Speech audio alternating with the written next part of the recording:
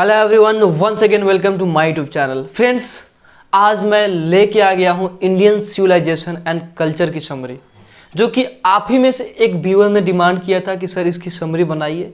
तो मैं उनके डिमांड पे ही इस समरी को लेके आया हूँ और बहुत ही आसान शब्दों में, बहुत ही इजी लैंग्वेज में मैं समरी लिखा हूँ, ताकि आपको एक बार वीडियो देखते देखते पूरा चैप्टर यानी पूरे लेसन की समरी समझ में आ जाए। इतनी इजी लैंग्वेज में दिया हूँ और बहुत ही कम शब्दों में। उम्मीद है कि आप समझेंगे। उससे पहले जान लेते हैं कि इंडियन सिविलाइजेशन एंड कल्चर, भारतीय सभ्यता और संस्कृति के जो लेखक हैं वो कोई और नहीं, हमारे राष्ट्रपिता महात्मा गांधी है, जिनका पूरा नाम मोहनदास करमचंद गांधी था। इनका जन्म 2 अक्टूबर 1869 ईस्वी में पोरबंदर गुजरात में हुआ था और इनका मृत्यु नहीं हुआ था, इनकी हत्या हो गई थी 30 जनवरी 1948 ईस्वी में एक फैनेटिक के द्वारा, एक कट्टरपंथी के द्वारा। इनका जो ऑटोबायोग्राफी का नाम है वो है माई एक्सपेरिमेंट विद ट्रूथ। और फ्रेंड्स, ये जो इनकी जो मुख्य हथियार थी अंग्रेजों से लड़ने के लिए और अंग्रेजों से भारत को आज़ाद करने के लिए, वो था सत्य और अहिंसा। चलिए हम समरी अब देखते हैं और बाकी जितनी चीज़ है कि आखिर इस चैप्टर में क्या बात किए हैं, क्या किए हैं, वो चीज़ हम समझेंगे। ठीक है, चलिए। Indian civilization and culture is an essay written by Mahatma Gandhi. जो भारतीय सभ्यता और संस्कृति है, ये एक एसे है जो महात्मा गांधी के द्वारा लिखा गया है। He was a great freedom fighter and spiritual leader. ही महात्मा गांधी के लिए आया। महात्मा गांधी जो थे एक ग्रेट फ्रीडम फाइटर थे, एक महान स्वतंत्रता सेनानी थे जो अहिंसा के राह पे चलते थे और स्पिरिचुअल लीडर थे, आध्यात्मिक नेता थे। ठीक है। In this essay, he has compared Indian civilization with Western civilization. इस essay में, जो ये essay है भारतीय सभ्यता और संस्कृति, इस essay में उन्होंने क्या किया है कि इंडिया के सभ्यता को पश्चिम के सभ्यता से कंपेयर किया है, यानी उसकी तुलना की है। He says that all the great civilization of the world lost their existence. वो कहते हैं कि जितनी भी विश्व की जितनी भी महान सभ्यता थी, जितनी भी बड़ी सभ्यता थी, वो अपनी एग्जिस्टेंस खो दी। एग्जिस्टेंस का मतलब होता है दोस्तों अस्तित्व। उनका अस्तित्व खत्म हो गया, उन्होंने अस्तित्व अपना खो दिया। But India is still alive and that is her glory. लेकिन इंडिया आज भी जिंदा है, आज भी जीवित है और आज भी अपने एग्जिस्टेंस में है, आज भी अपने अस्तित्व में है और दैट इज हर ग्लोरी। यही इसकी खूबसूरती है, यही इसकी गरिमा है।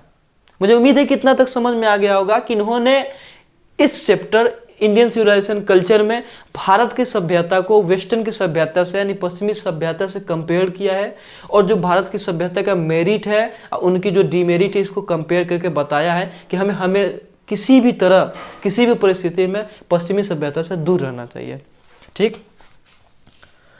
ही says that the mind is a restless bird, the more it gets the more it wants. Mahatma Gandhi का कहना है कि जो दिमाग है वो रेस्टलेस बर्ड है, एक बेचैन पक्षी है, बेचैन परिंदा है। वो जितना पाता है उतना खोजता है, उतना चाहता है। यानी आप देखते हैं कि अगर आपकी चाहत है कि आप 1 लाख की सैलरी कमाएं, जिस दिन आप 1 लाख की सैलरी कमाने लगेगा, आपकी चाहत बढ़ जाएगी या फिर लगेगा नहीं 1 लाख नहीं, मुझे 10 लाख कमाना चाहिए, फिर 1 करोड़ कमाना चाहिए। अगर आपकी चाहत है कि एक बाइक हो जाए, बाइक होने के बाद आपकी इच्छा कार पे हो जाती है। यानी आप जितने अपने माइंड को देते हैं, जितना आप फुलफिल करते हैं अपने इच्छा को, अपने डिजायर को, वो उतना ही बढ़ते रहता है। इसी को हम इन्होंने कहा कि जो दिमाग है एक बेचैन परिंदा है, इसी वजह से इसको जितना हम देते हैं उतना ही खोजता है। ठीक है, चलिए। If we want to be happy we should learn to control our desire. बोलते हैं कि अगर हम चाहते हैं खुश रहना, हम खुश रहना चाहते हैं, अपने ज़िंदगी में खुशहाली चाहते हैं, तो हमें सीखना चाहिए अपने डिज़ायर, अपने इच्छा को कंट्रोल करना, अपने इच्छा पे नियंत्रण करना हमें सीखना चाहिए। देखते हैं हम लोग further. He says that if the west has done madding invention. Madding invention मतलब होता है पागल कर देने वाला इन्वेंशन, ऐसा आविष्कार जिस चीज़ को आप यूज करने से अपने आप को रोक ना सके, वैसा इन्वेंशन अगर वेस्ट ने किया, अगर पश्चिम ने कुछ ऐसे इन्वेंशंस किए हैं, कुछ ऐसे आविष्कार किए हैं जिसका यूज करने से आप रोक नहीं सकते। जैसे फ़ोन वगैरह हो गया, तो इसको हम लोग यूज़ किए बिना मान नहीं सकते हैं।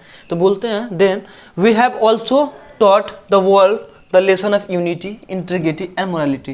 कहते हैं कि तब हम लोगों ने भी दुनिया को सिखाया है लेसन, लेसन मतलब पाठ, एकता की पाठ, अखंडता की पाठ और नैतिकता की पाठ हमने दुनिया को सिखाया है। यानी इन्होंने बोला कि अगर मान लेते हैं कि वेस्ट ने बहुत से आविष्कार किए हैं, लेकिन हमने भी तो दुनिया को यूनिटी सिखाया है, इंटीग्रिटी सिखाई है, मोरालिटी सिखाई है। वी वर्शिप मोरालिटी, बोलते हैं कि हम मोरालिटी, मोरालिटी मतलब होता है नैतिकता, हम नैतिकता की पूजा करते हैं।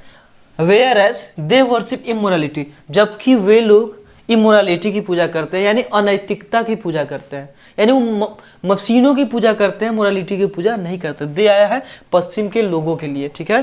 Both are good in their own respective spheres, बोलते हैं कि दोनों अपने अपने जगह सही है, दोनों अपने अपने जगह सही है, उनकी कंडीशन वैसे है तो उसकी पूजा करते हैं, हम लोग की कंडीशन ऐसी है तो हम लोग अपने आप के हिसाब से, यानी ऐसा नहीं करते हैं कि वो खराब है।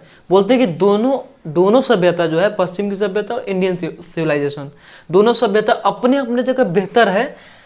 बट वी मस्ट, ये मस्ट ऐसे रहेगा, ये मोस्ट नहीं रहेगा, must, we must shun it at all cost and we should try to revive our own civilization. बोलते हैं कि हमें अवश्य, सन मतलब होता है दूर रहना, कीप अवे, दूर रहना चाहिए। इट मतलब वेस्टर्न सिविलाइजेशन से हमें दूर रहना चाहिए, एट ऑल कॉस्ट, किसी भी कीमत पे हमें वेस्टर्न सिविलाइजेशन से दूर रहने की ज़रूरत है। And we should try to revive our own civilization, और हमें खुद की जो अपनी सिविलाइजेशन है, जो अपनी सभ्यता है, जो इंडियन सिविलाइजेशन है, भारतीय सभ्यता है, उसको रिवाइव करने का, उसको जीवित करने का प्रयास करना चाहिए। चलिए लास्ट अब देख लेते हैं, कंक्लूड करते हैं।